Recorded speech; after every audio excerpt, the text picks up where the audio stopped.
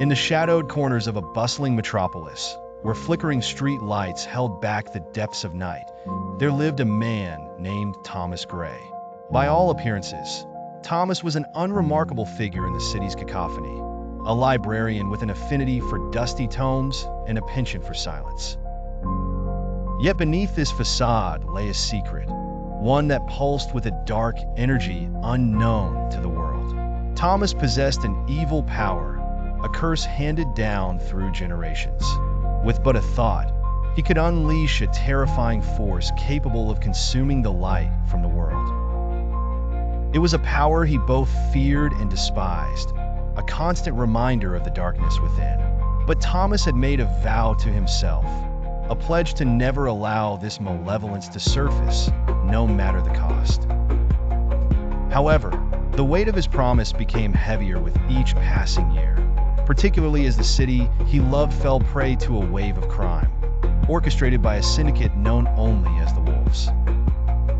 With their reach extending into all parts of society, they controlled the streets with an iron grip, trafficking in despair and violence.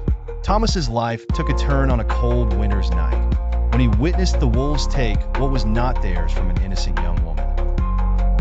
Filled with fury, Thomas knew he could no longer stand by as a passive observer. That night, cloaked in darkness, he stepped into the fray.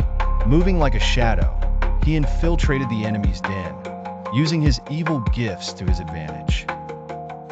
He manipulated the shadows, casting them into illusions that drove fear into the hearts of hardened criminals, turning terror back against the tormentors.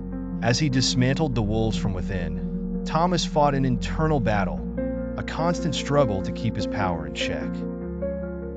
However, he found strength in the memory of his mother, who had taught him compassion and restraint, guiding him to use his abilities for good. Slowly but surely, Thomas, the unsung hero with a cursed lineage, cleansed the streets of their corruption, all while keeping his true nature hidden from those he saved. The city began to heal, as whispers of a phantom protector spread, tales woven by the very criminals who had once thrived on fear. In the quiet hours before dawn, Thomas would return to his books, his hands touched with darkness, yet his heart too noble to yield. He had become a silent redeemer, a guardian in the shadows, wielding a terrible strength not for evil, but to combat it. Thus, Thomas Gray continued his life, a beacon in disguise, holding his secret close as generations of peace unfolded in his wake.